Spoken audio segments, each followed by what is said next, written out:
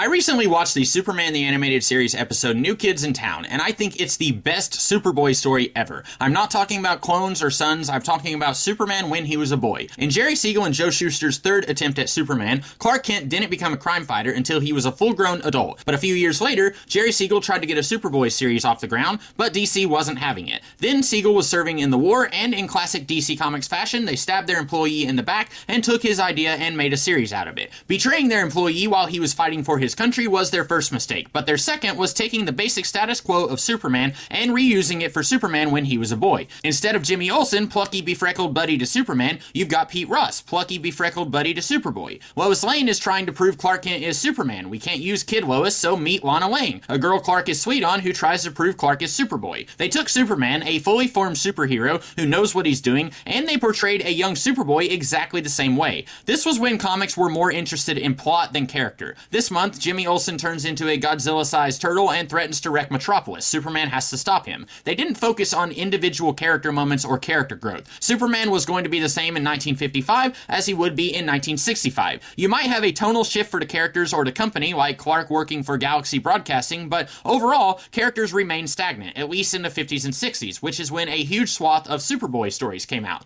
This brings me back to New Kids in Town, which portrays Clark Kent as arrogant, angry, and unsure of what he's doing. This is great. It feels very mythologically powerful. What I love about characters from myth is that you see their beginnings, a few adventures in their life, and then their death, like a real person who lives, and more importantly, changes as they live. Most people aren't the same in their 30s as they were in their teens. Unfortunately, comics at the time of Superboy's introduction were very stagnant. A character can't grow and change and learn from his experiences, which is, speaking for myself, exactly what we needed with Superboy. If he's already a Boy Scout who fights for truth, justice, and the American way, what separates him from his adult counterpart? I never realized this was so lacking in Superboy stories until this latest viewing of New Kids in Town. This was a problem with Smallville. Miles Millar and Alfred Gall said they wanted to get rid of the idea that Superman is boring and focus on the man behind the costume, but as I've said in another video, they didn't do a good job of that. Clark is a little angsty in some episodes, but that comes less from a recognition that we need to see Superboy grow and change into Superman, and more because this series was on the network that gave us angst-heavy shows like Dawson's Creek and Roswell. But even when you take into account the times Clark is angsty, they didn't take it far enough. I can see the rock and hard place Millar and Gow were in between. They wanted this to be a recognizable Superman show, so they can't take his characterization too far from that. But they also wanted to show a progression to Superman, even though their protagonist isn't that far removed from the destination he's headed towards. And the proof is in the pudding. Season 1 Clark isn't that different than Season 6 Clark. For a show that wanted us to care about Clark as a person, and for a person who only watched a little less than half of the series, I couldn't tell you much about Clark in Smallville. Is he angry, happy, bemused, self-serving, self-righteous? I don't know. He's just kind of the straight man of the series, and everyone else in the show has more characterization than he does. A great way to improve Smallville would be to make Clark angrier. Not Hulk angry, but give him some attitude. Show a character audiences would have trouble believing would become so humble later in life, and then have him become that character people know as an adult. I always had trouble buying that this Clark would become so meek when Jonathan Kent has such a hot temper. He's always judging Lex for the actions of his father. He never seemed like the kind of guy who would raise someone who would become so sanguine. But if you leaned into that, you could kill two birds with one stone. Jonathan Kent is known around town as the guy who will give you the shirt off his back if you need it, but if you cross him just once, he will never forget it, and he will let you know he's upset. Maybe he got into some brawls when he was younger, but his willingness to help people and his ability to channel that rage into helping people in need is what attracted Martha Clark to him. Then they find a kid. Oh, sorry, he found them. When they see signs he's more than human, Jonathan realizes he has to cool his temper because he's rubbing off on Clark.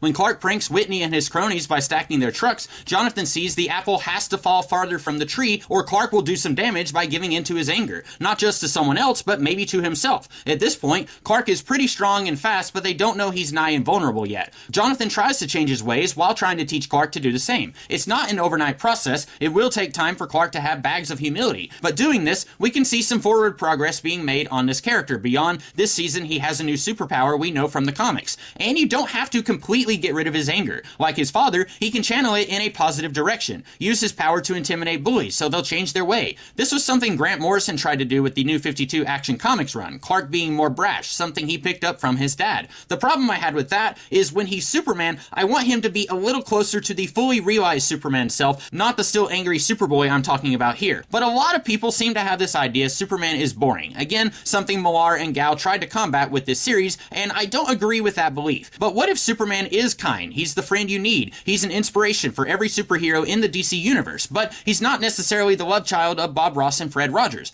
That'd be the most gentle lovemaking session in the history of mankind. What if Clark is an inspiration? He is kind and supportive. He'll save your cat. He'll lend his cape to you when you're in need. But what if he still has anger issues? People compare Superman to Jesus, and there's a lot of parallels, but I think Siegel and Schuster were going for more of a Moses thing when they first created him. But either way, Jesus said the kingdom of God belonged to these children, but he also made a bullwhip and flipped tables in anger. Moses led millions of people to the promised land, but he also premeditated killing a guy, and he told God he would rather die than deal with the stress of leading the Israelites. Now, I'm not saying Superman needs to murder people. Oh boy, we don't want that can of worms open again. But what if we saw little flashes of his anger every now and then? Like when he delivers a beatdown to Darkseid and talks about living in a world of cardboard, that's not a calm speech he's giving. It would make him feel more like a regular guy who every now and then cusses out the tractor when it breaks down. I'm not sure if this would have made Smallville watchable anyway. There's still quite a bit about that show that tanked it for me, but this is at least one thing I think that could have been improved. I hope you guys liked this one, and if you did, see what I'll be talking about next week. Until then, have a good one.